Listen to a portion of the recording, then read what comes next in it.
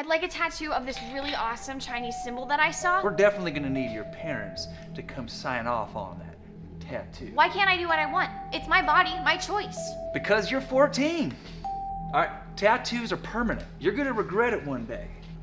Can I just buy some of those cigarettes? No way. Smoking is so bad for you. How about a beer? No. A vape pen? No. A lighter? Not in this state. Can I rent a car? Sorry. Bottled cough syrup? What are you, a drunk? Fireworks? You might blow yourself up. That Ruger GP100 and a box of 38 Special? You might shoot your eye out. Can I just, I don't know, like get an irreversible gender surgery? No problem. We'll get started right away. Oh, cool. I don't need my parents' permission. Of course not. What if they're non-affirming? Simply exposing the public to fringe concepts makes us normalize things that have never been considered normal before. This social engineering is how you make people see theories as fact, and men as fully able to become women with the snap of their fingers. With the power of the mere exposure effect, you can make almost anyone believe anything with enough pressure and exposure. This makes it one of the most dangerous weapons that kids face today. Know what your kids are doing online and protect them from the harmful content before they see it. Talk to your kids about how advertisers and major corporations are using the mere exposure effect to change their values and beliefs. There's power in knowing, and often you'll see that they resent being manipulated like this by powerful entities. Knowledge is power. One of the most destructive weapons is social media. You know, looking at this whole landscape from social media, the Chinese influence when it comes to TikTok and AI, do you feel like this is a war on children? I know it's a war on children. And not just from a malicious foreign adversary, but from adults in this country who are visiting very corrupt values on children, sexualizing them, and doing so in some ways for profit. I think we can all see the evidence of our eyes and our ears. Especially so on social media. Especially on social media.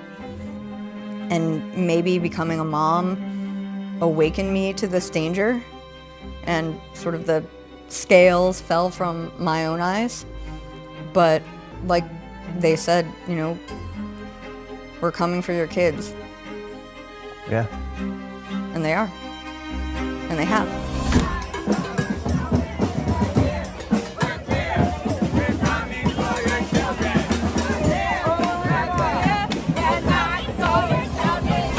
My name is Chloe Cole, and I am a detransitioner. Another way to put that would be, I used to believe that I was born in the wrong body, and the adults in my life whom I trusted affirmed my belief, and this caused me lifelong, irreversible harm. I speak to you today as a victim of one of the biggest medical scandals in the history of the United States of America. I speak to you in the hope that you will have the courage to bring the scandal to an end and ensure that other vulnerable teenagers, children, and young adults don't go through what I went through. At the age of 12, I began to experience what my medical team would later diagnose as gender dysphoria. I was well into an early puberty, and I was very uncomfortable with the changes that were happening to my body. I was intimidated by male attention, and when I told my parents that I felt like a boy, in retrospect, all I meant was that I hated puberty, that I wanted this newfound sexual attention to go away, that I looked up to my brothers a little bit more than I did to my sisters. I came out as transgender in a letter I sent on the dining room table. My parents were immediately concerned. They felt like they needed to get outside help from medical professionals, but this proved to be a mistake. It immediately set our entire family down a path of ideologically motivated deceit and coercion. The gender specialist I was taken to see told my parents that I needed to be put on puberty-blocking drugs right away. They asked my parents a simple question: would you rather have a dead daughter or a living transgender son? The choice was enough for my parents to let their guard down, and in retrospect, I can't blame them. This was the moment that we all became victims of so-called gender-affirming care. I was fast-tracked onto puberty blockers and then testosterone. The resulting menopausal-like hot flashes made focusing on school impossible. I still get joint pains and weird pops in my back, But they were far worse when I was on the blockers. A month later, when I was 13, I had my first testosterone injection. It's caused permanent changes to my body. My voice will forever be deeper, my jawline sharper, my nose longer, my bone structure permanently masculinized, my Adam's apple more prominent, my fertility unknown. I look in the mirror sometimes and I feel like a monster. I had a double mastectomy at 15. They tested my amputated breast for cancer. And I was cancer-free, of course. I was perfectly healthy. There was nothing wrong with my still developing body or my breasts, other than that, as an insecure teenage girl, I felt awkward about it. After my breasts were taken away from me, the tissue was incinerated. Before I was able to legally drive, I had a huge part of my future womanhood taken from me. I will never be able to breastfeed. I struggle to look at myself in the mirror at times. I still struggle to this day with sexual dysfunction. And I have massive scars across my chest. And the skin grafts that they took of my nipples are weeping fluid today. And they were grafted into a more masculine positioning, they said. After surgery, my grades in school plummeted. Everything that I went through did nothing to address my underlying mental health issues that I had. And my doctors, with their theories on gender, thought that all my problems would go away as soon as I was surgically transformed into something that vaguely resembled a boy.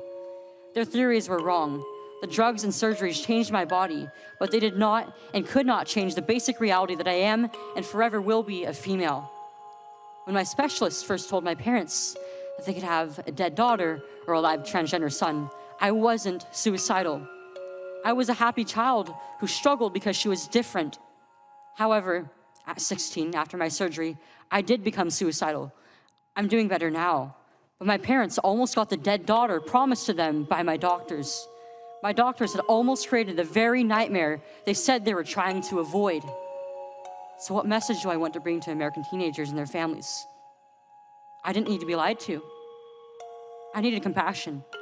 I needed to be loved. I needed to be given therapy to help me work through my issues, not affirm to my delusion that by transforming into a boy, it would solve all my problems. We need to stop telling 12-year-olds that they were born wrong, that they are right to reject their own bodies and feel uncomfortable with their own skin. We need to stop telling children that puberty is an option, that they can choose what kind of puberty they will go through, just so they can choose what clothes to wear or what music to listen to. Puberty is a rite of passage to adulthood, not a disease to be mitigated. Today, I should be at home with my family celebrating my 19th birthday, and instead I'm making a desperate plea to my elected representatives. Learn the lessons from other medical scandals like the opioid crisis, to recognize that doctors are human too, and sometimes they are wrong. My childhood was ruined along with thousands of detransitioners that I know through our networks. This needs to stop. You alone can stop it. Enough children have already been victimized by this barbaric pseudoscience. Please let me be your final warning. Thank you. I'm not into all the other What other the they and them and all that extra shit that we added during the pandemic because everyone was so bored on their houses. They just started to make up more and more. That's where like conservatives like me because I'm just real. Pretty Not vibe they to you. and them. You're trans, you're male, or you're female. On that. So mad when I say that. How are you a they? What the does that mean? Stupid is what it is. Yeah. But you need someone like me that looks like me to say it. Because if you say it, it turns into you're homophobic, you hate trans people, you hate gays. And it's just how you feel. You don't hate anyone. You just think it's stupid.